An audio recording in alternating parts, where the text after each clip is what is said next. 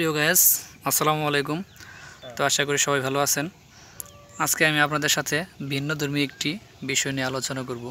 সেটা হচ্ছে আমাদের বাড়িতে কম বেশি সবারই কিন্তু ছোটোখাটো হলো পুকুর রয়েছে। তো পুকুরের যে পাড় থাকে সাধারণত সেটা ফাঁকা থাকে। তো এই পাড়টা আমরা চাইলেই ব্যবহার করে অনেক টাকা আয় করতে পারি। তো দেখেন আমার সামনে যে পুকুরটা দেখতে পাচ্ছেন অনেক বড়।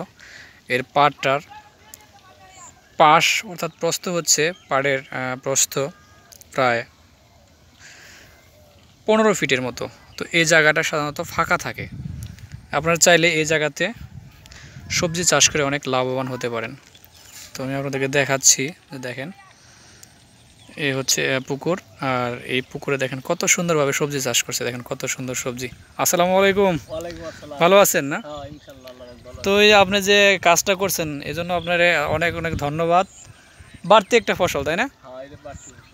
নিচে মাছ চাষ হচ্ছে আর উপরে সবজি। সবজি গাছের চেহারা তো অনেক সুন্দর।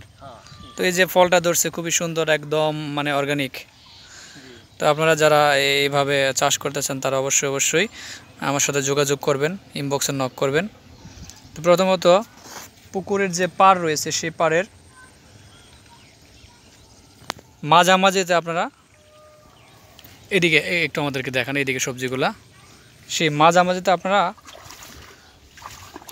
গর্ত করবেন। এই গর্তে আপনারা পরিমাণ মতো, গর্তের প্রস্থটা হবে পুরা 30 ইঞ্চি স্কোয়ার, গভীরতা হ্যাঁ এদিকে আসেন, আর গভীরতা হবে পুরা 36 ইঞ্চি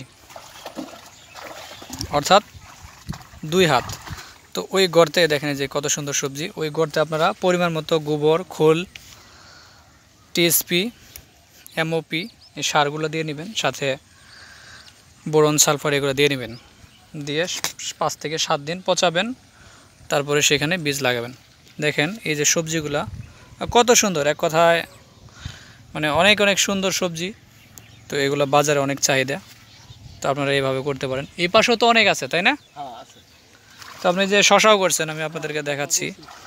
দেখেন সাইডে আবার কত সুন্দর শশার মাচা। দেখেন এই তো এই পাশে শশা, আবার এই পাশে হচ্ছে মিষ্টি কুমড়া। দেখেন শশা অলরেডি গাছে পাওয়া যাচ্ছে আর কি, দেখা যাচ্ছে। এই তো দেখেন শশার সাইজও ভালো। আবার এই পাশে দেখেন কিছু কিছু জায়গায় ঢেঁড়স গাছ রয়েছে। তো এক কথায় 1% না, মানে কোনো জমি পতিত থাকবে না, পুরো জমি আপনার চাষ হচ্ছে আর কি, তাই না?